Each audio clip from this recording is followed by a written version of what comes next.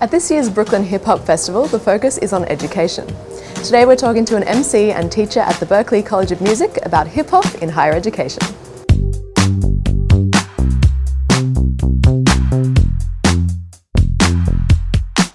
I'm here at Fat Beats with MC and Berklee College teacher Raydar. Okay.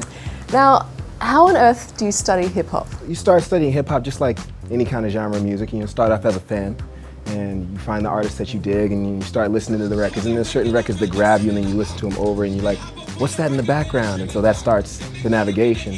So for a lot of people who start playing the music, it kind of starts with, since there's a lot of sample-based records, trying to find out what record they sampled. And so there's always that digging aspect of trying to figure out, all right, well, how they chopping? And when you hear the original record, then you're like, oh, you can find the pieces. And so it's like a reverse engineering aspect.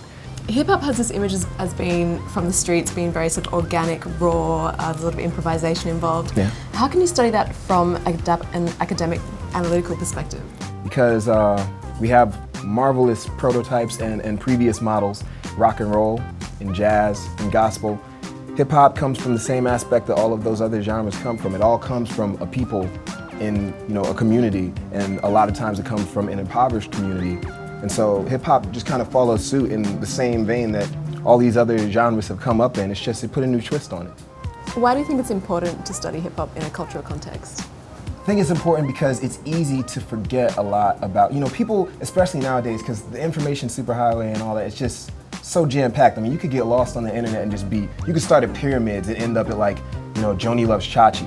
When I first started teaching there, a lot of people inside and outside of hip hop are, well, why are you teaching this? And some hip hoppers are like, well, why are you teaching our secrets and all that kind of stuff? But I just never really understood the logic in not wanting to present an option for advancement, especially for someone who doesn't have the facility. Everyone doesn't come from New York, everyone doesn't come from, your area of where you make hip hop or your bedroom. So why not present a little something so it's off.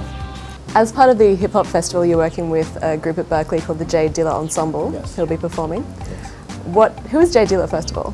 He's a producer who pretty much changed a lot of techniques in terms of construction of music and hip hop.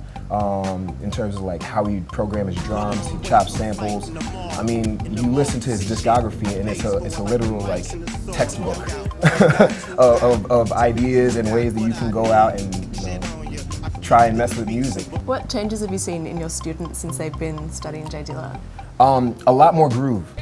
A lot more groove. Initially, when students come into the class, they want to play everything that they've ever learned.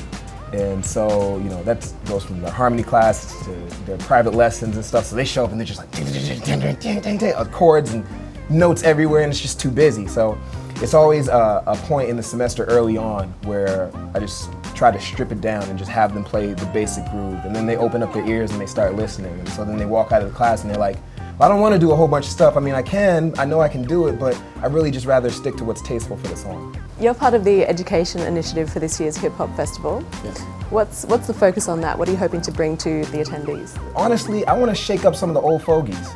I really do, because there's people who really think like, yeah man, hip hop, it's just a drum machine and some dusty samples and everything, and they're never thinking about the fact that the Funky 4+1 recorded That's the Joint with a live band. They never think about the fact that Rapper's Delight was re-recorded with live musicians and everything.